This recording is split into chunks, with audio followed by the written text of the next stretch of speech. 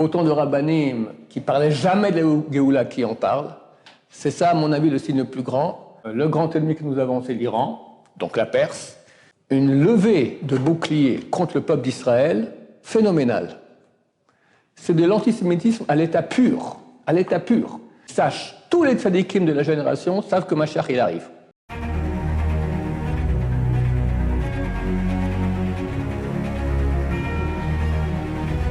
Ce show dédié pour l'élévation de l'âme de Moshe Ben Jamila, Zechron Levracha, des mémoires bénies. Chers amis, on va encore faire un cours sur Mashiach. Je ne sais pas si c'est le dernier jusqu'à Mashiach, mais c'est un des derniers. Ce qui se passe, c'est phénoménal. Je ne connais pas de l'histoire d'une chose pareille, à ce point. Il faut comprendre, il y a des gens qui parlent du Mashiach sans cesse, comme moi par exemple. Bon, alors que j'en parle encore, il n'y a rien d'extraordinaire là-dedans. Ce qui se passe de tout à fait phénoménal et unique dans l'histoire que je sache, c'est qu'il y a des rabbins qui jamais de leur vie ont parlé du Mashiach. Notamment dans le monde lituanien, Ashkenaz lituanien. Ça n'existe pas, parler de Mashiach. C'était même devenu Mouktsé, d'accord. Le rabbi de Rabat, de Lubavitch, a tellement parlé de Mashiach, alors le monde lituanien a fait une réaction contre. Et eux, ils parlaient jamais. Et si pour prononcer le mot Mashiach, on te regardait même, enfin j'exagère, mais c'était pas du tout. Le Chafetz Chaim, qui était le grand rabbin du monde lituanien, a écrit un livre entier, 3 pages, d'accord, sur Tzipia les Géoula, sur le fait qu'il faut attendre la Géoula. Comme écrit Maïmonide, il ne faut pas croire que Mashiach vient. Il faut attendre que Mashiach vient. Celui qui n'attend pas, il est koffer, il est apostat, c'est un non-croyant dans les paroles de la Torah et des prophètes. Il faut attendre. Attendre comment? Le Rav Saint Bachot va donner l'exemple suivant. C'est comme une mère qui attend son fils qui doit rentrer de l'école à 16h. Et 16h15, il n'est pas encore rentré. Un petit gosse de 7-8 ans. Un quart d'heure, c'est pas normal. Elle regarde par le balcon, la fenêtre, la cage d'escalier, par-ci, par-là. Il appelle son mari, il appelle l'école, tout ça. Comme 16h30, 16h45. Panique! Comme ça, il faut attendre Mashiach. Bon, on est loin du compte. Mais au moins, un minimum. Donc le Chafetz Chaim a écrit un livre. Mais dans le monde lituanien, néanmoins, ça ne passait pas. Et là, chers amis, depuis quelques semaines, les plus grands rabbins lituaniens, mais c'est incroyable, parlent du Mashiach. On va commencer par le premier. Le grand de la génération en Amérique, décédé il y a une trentaine d'années, s'appelait le Rav Yaakov Kaminetsky. Son fils, Rav Shmuel Kaminetsky, il est le Maradeatra, le maître de l'endroit. Ça veut dire le grand rabbin le plus important en Amérique. Très très vieux. Et on dit qu'il a Ruach HaKodesh, qu'il a l'Esprit Saint. Il voit les choses que le commun des mortels ne voit pas. Tout à fait normal, j'imagine. Il a dit il y a quelques jours, Mashiach est là. Mashiach, il arrive. Voilà, on y est. C'est incroyable. Je veux dire, comme on dit en français, il y a une expression, les poules auront des dents. Ben, c'est comme ça. D'accord? Le fait que ce Rav parle ainsi, alors qu'il n'a jamais parlé de Mashiach, c'est ça la preuve la plus grande pour moi que Mashiach vient. C'est tout à fait anormal. 2. Le rabbin du Badatz, l'Aïda Haridit à Jérusalem. Le Badatz, c'est donc l'organisme de Kashrut et autres, le plus sérieux qui est au monde, de l'Aïda Haridit, de la communauté orthodoxe de Jérusalem, c'est Me'acharim, c'est noir de noir, d'accord? Le président, c'est le Rav Sternbuch, Moshe Sternbuch, Shalita. Il a 98 ans. Un grand Talmid Chacham. En passant, le Yanouka était le voir la semaine passée. Pourquoi? On ne sait pas. Je pense imaginer pourquoi. Je ne sais pas si c'est avant la visite du Yanouka ou après la visite du Yanouka. Il a dit au gendre, un certain Rav Sorotskin, qui est le gendre du Rav Matithia Solomon. Le Rav Matithia Solomon, Zatzal, c'est le plus grand Mashkiach, le plus grand, on va dire, dirigeant spirituel au niveau moussarik en Amérique, décédé il y a environ 1 mois. Son gendre était chez le Rav Sternbuch, la semaine passée, je pense. Et le Rav Sternbuch lui a dit, sache, tous les tzadikim de la génération savent que Mashiach, il arrive. Et bien qu'il ait écrit où on dit que tout celui qui sait ne parle pas, et celui qui parle, comme moi, il ne sait pas, d'accord? Et moi, je te parle, c'est parce qu'aujourd'hui, c'est tellement connu de tous les tzadikim qu'on peut en parler, c'est plus un secret. Les secrets, celui qui parle, c'est pour qu'il ne connaît pas le secret. Celui qui ne parle pas, ça se peut qu'il connaisse le secret, parce qu'il ne parle pas. Et moi, je te parle, parce qu'aujourd'hui, c'est tellement connu les tzadikim que c'est fini, c'est même plus un secret. Je peux te dire, voilà, Mashiach, il arrive. Là aussi, le Rav Sternbuch, maître de sa vie, il n'a pas prononcé le mot Mashiach. Peut-être oui dans la prière, comme ça, ok, dans le Birkat Amazon, on cite Mashiach. Mais c'est pas du tout le genre de la boîte, du tout, du tout, du tout. Il est lituanien, carré, pragmatique. Lui dire une chose pareille, phénoménal. Donc, chers amis, tout ça nous renforce que c'est pour très bientôt, quand, je ne sais pas. Oui. Pas d'annonce publique pour amener les gens à la Teshuvah si vraiment ils sont sûrs que ça va arriver. Pourquoi ils ne font pas d'annonce publique pour... Regarde, ces rabbanim de tout temps ont dit et disent qu'il faut faire Teshuvah. C'est vrai que maintenant que Mashiach revient, il faudrait faire encore plus Teshuvah. Peut-être qu'ils comptent sur nous pour le faire, ils n'ont pas Internet, d'accord? C'est clair, de toute façon, regarde, on est en situation de guerre. Tous disent en situation de guerre, il faut prier Dieu, il faut faire Teshuvah, il faut... C'est clair, on ne vit pas une vie normale. On va dire, tout va très bien, tous les jours il y a des morts sur la frontière, bon, c'est pas mes oignons. Mais non, on doit être en Teshuvah totale. De toute façon, on doit être en Teshuvah totale. Quand vient Mashiach, je ne sais pas. Les sages d'Israël ont dit, c'est une Gemara dans traité Rosh Hashanah, page 11, en Nissan, le mois de Nissan, on a été sauvés, au mois de Nissan, on va être sauvés. C'est pas forcé. Il y a un autre avis là-bas qui dit en Tishri, en Nissan, on a été sauvés, en Tishri, on sera sauvés. On ne sait pas quand ça sera. Mais Nissan, c'est un mois très très favorable, mieux que Tishri. Nissan, c'est Rachamim, c'est miséricorde. Tishri, c'est Din, c'est rigueur céleste. Il y a des rabbins qui, il y a déjà quelques mois, ont dit à Pesach, Mashiach vient, notamment le Rav Grossman de Migdal HaEmek. Bon, mais lui, c'est pas un des grands tzadikim, il a dû entendre d'autres personnes. Que va-t-il se passer? J'ignore. Mais on a été toute la yeshiva cette semaine chez le Yanouka. Et je lui ai demandé de parler et je l'ai un peu dirigé sur ce que je voulais un peu entendre.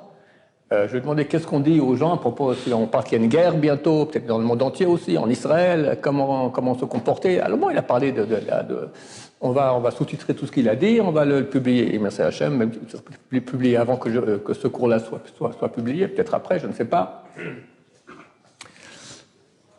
Alors il a parlé beaucoup de la foi en Dieu, et il a dit, il faut savoir que Mordechai et Esther sont toujours là. Bon, ils sont dans la tombe. En passant, on ne sait pas très bien où ils sont enterrés. Il y a les tombes de Mordechai et Esther ici dans le Galil. Et aussi leur tombe à la ville de Hamadan, en Perse, qui était la ville de Suse antique. En tout cas, ils sont toujours là, leur présence. Et c'est écrit à la fin de la Megillah, Ve'divra Purim lo yasuf mizra'am. Et les choses de Purim ne quitteront pas, ne s'arrêteront pas de leur descendance. Donc il a dit, Purim continue, il y aura encore Purim. Et c'est clair que le grand ennemi que nous avons, c'est l'Iran, donc la Perse, et on risque un conflit avec eux très grand. J'espère que ce n'est pas nous, c'est l'Amérique qui va les attaquer. Et donc, dans la Hachem, on espère que tout ira bien. Ça se peut que ça sera à Purim, d'accord, ça correspond. Je ne sais pas du tout, il se peut que non. Il y a sur Internet, il y a quelqu'un qui a dit au nom d'un grand rabbin lituanien qui veut garder l'anonymat, qu'on lui a dit qu'ils avaient un événement familial autour de Purim. Il lui a dit, vous me parlez d'événement familial, moi je vois le pied du Mashiach. Attends, c'est bizarre, pourquoi il dit le pied du Mashiach? En fait, il y a un midrash qui dit, quand tu vois les royautés, Midgarot Zebazé, se confronter, être en conflit, d'accord? Alors, attends et vois le pied du Mashiach. Peut-être que ça sera à cette époque-là, autour de Purim. On ne sait pas, on verra bien. Donc, évidemment, il faut se préparer. Je rappelle, quand Mashiach vient, on ferme tous les comptes. Arrivé, tric, tac, terminé, c'est là que ça s'arrête. On ne peut pas progresser plus. On va progresser énormément, mais pas grâce à nous. Dieu, par l'entremise de Mashiach, va faire monter toute l'humanité. On n'a aucun mérite, c'est fini. Le challenge, etc., il est là, maintenant. Donc il ne reste pas beaucoup de temps pour s'améliorer, se perfectionner, encore plus étudier de Torah, rafler encore un peu ce qu'on peut rafler. Tout azimut, tout azimut. Attends, je vous donne encore 2-3 chidushim sympathiques. C'est écrit dans le livre de Shemot. Lorsque Moshe Rabbeinu est au Mont Sinaï, alors Dieu se dévoile dans le buisson ardent et lui dit « Pakod Pakati ». J'ai décidé de sauver le peuple d'Israël.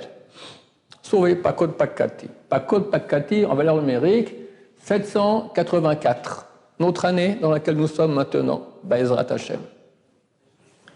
Il y a un livre qui a été écrit il y a un siècle, qui s'appelle Or la Meir, qui écrit que, de même qu'il y a une Géoula en Égypte, il y aura aussi la Géoula future, et il y a un rapport entre les deux. De plus, c'est marqué qui met cette ramée, comme les jours de nos sorties d'Égypte, comme ça tu nous montreras des miracles. On parle de la fin des temps. Il y a un rapport entre les deux. On va dire que la sortie d'Égypte, c'est le prototype de la dernière Géoula, qui est bien plus extraordinaire que la sortie d'Égypte. Très bientôt, messieurs, on sera à Bezrat Hashem, des témoins et des acteurs. Alors il dit que dans la 9e plaie, c'est marqué que donc il y a eu l'obscurité. Au Bnei Israël, il y a Or Bechol Moshotam. Et au Bnei Israël, il y a eu des lumières dans toute leur demeure. Il dit Bemoshotam, valeur numérique. Attendez, c'est juste. Ah, ça va, ça marche. Bemoshvotam, valeur numérique, 784. Notre année aussi. Il y a quelques minutes, je fais le calcul. J'ai dit mais c'est faux parce que Moshvotam, c'est 782. J'ai dit, c'est bizarre, c'est bizarre. Bon, ça arrive des fois que c'est pas... Alors, des fois, on peut coller la valeur de la valeur du mot, puis la valeur de la valeur, ça fait 2. Ok, mais c'est un peu tiré par les choses. Là, je viens de dire au verset B, il y a un B au début, 2, 784. Il écrit ça il y a un siècle. Alors, bon, on verra, Bezrat Hashem. Dernier chidouche qu'on m'a dit au nom du Rav David Huito, qui est très beau à mon avis, c'est marqué que Yaakov Avinu, il a réuni tous ses enfants pour leur dévoiler Maïkre Bachat Yamim, ce qui va se passer à la fin des temps. Fin des temps, Aharit, c'est l'arrière des jours, d'accord? L'arrière des jours, c'est la fin des temps. C'est le mot, et puis il a voulu dévoiler, il n'a pas dévoilé, la Shrina l'a quitté. Le mot Aharit, c'est 6 lettres. Aleph, Chet, Resh, Yud, Tav, 5 lettres, pardon. D'accord? Si on prend maintenant, Aharit signifie derrière, la fin. On va prendre chacune des lettres du mot Aharit. Aleph, je vais prendre la fin de la lettre Aleph. Comment j'écris Aleph? Aleph, lamed P, n'est-ce pas? Aleph. Aleph, lamed P. C'est quoi la fin de Aleph? P. Alors, P, ça vaut 80. Après, Chet. Chet, Taf. Dernière lettre, Taf. Taf, ça vaut 400. 480, faites le calcul pour moi. 480. Après, Resh. Resh, c'est Shin. Shin, 300. Après, Yud, c'est Dalet, ça vaut 4, ça fait combien? 784. Après, Tav, Tav c'est un Vav, 6, du 6e millénaire. Ba'ezrat Hashem, Aharit Hayamim. Voilà. Alors, on espère que c'est vrai. Je répète, on peut se tromper. J'espère qu'on ne va pas se tromper. Qu'il y a eu autant de rabbanim qui parlent de la Géoula, autant de rabbanim qui ne parlaient jamais de la Géoula qui en parlent. C'est ça, à mon avis, le signe le plus grand. On espère qu'ils ne se trompent pas et il faut se préparer. Même si, chas v'shalom, Dieu ne plaise, on s'est trompé et il ne va pas venir à Pessah, il ne viendra pas dans beaucoup de temps après. C'est clair, on y est, on y est. Il faut aussi beaucoup de miséricorde divine parce qu'il y aura des conflits. On attend un conflit avec le Hezbollah qui, d'après l'État d'Israël, va être terriblement sanglant. Ils ont demandé déjà aux hôpitaux de préparer des milliers de lits. Hachem Yazor, qui aura absolument rien, comme il a dit le Yanouka, Mordechai et Esther seront là et ils vont faire ce qui se passait à Purim, c'est eux qui vont être ratatinés et pas nous. Voilà, donc il faut se préparer, faire une grande chouva, prier à Dieu, faire chouva à nos frères qui sont éloignés, leur dire de se rapprocher. Grâce à Hachem, très bientôt, il y aura une grande joie dans le monde entier pour ceux qui mériteront de voir. Je rajoute encore une petite chose importante. On voit aujourd'hui dans le monde une levée de boucliers contre le peuple d'Israël phénoménale. C'est de l'antisémitisme à l'état pur, avec soi-disant l'argumentation peuple palestinien, etc. Il y a un grand Palestinien, c'était en 1773, je crois qu'il a écrit. On sait très bien que toute l'histoire de Palestine, c'est une invention pour attaquer Israël. Il n'y avait pas Palestine avant. Il y avait tous les États qui étaient autour. Ici, la terre de Palestine, c'était la Grande Syrie. Et c'est une invention qui a été faite pour embêter le peuple d'Israël. Et là, maintenant, c'est vraiment leur fer de lance pour attaquer Israël. On est en légitime défense. avec un organisme reconnu comme étant un organisme terroriste, qui a tué environ 2000 personnes déjà depuis le 7 octobre, on compte aussi le 7 octobre, on se bat pour notre défense, d'accord, rien de plus légitime. Et comment on se bat? On fait tout pour ne pas toucher des civils, tout, d'accord. Aucun peuple n'a jamais fait ça, aucune armée au monde n'a fait autant de millions de messages, des tracts, des avertissements à l'avance quand on va attaquer pour que les civils partent, d'accord. Pourquoi cette levée de bouclier, cette haine du peuple d'Israël? À mon avis, on arrive à la fin. Et c'est marqué « Veniketi damam loniketi » je vengerai le sang des Juifs qui a été coulé, que je n'ai pas encore vengé. Il y aura bientôt, il y a un ami à moi, un ancien élève, qui m'a dit au nom d'un grand sadique qu'il fréquente, je ne sais pas ce que ça vaut, mais il a dit, il voit dans le ciel pour le peuple d'Israël, Rachamim Gmurim, une miséricorde totale. Et pour les peuples, une rigueur céleste terrible. À la fin, Dieu règle les comptes. D'accord? Tous nos ennemis qui nous ont fait tellement de mal, les comptes vont être réglés. Alors, ça ne veut pas dire qu'on se dit, bon, on peut être pépère, c'est bon, c'est déjà bon. Rien n'est bon, rien n'est prêt, il faut prier beaucoup, faire tchouva, c'est comme ça que ça fonctionne. Il n'y a rien qui fonctionne de façon gratuite. Et bien, Hachem, on verra, pour ceux qui mériteront de voir la Géoula avec beaucoup de joie pour l'éternité dans le peuple d'Israël et dans l'humanité. Amen ve Amen.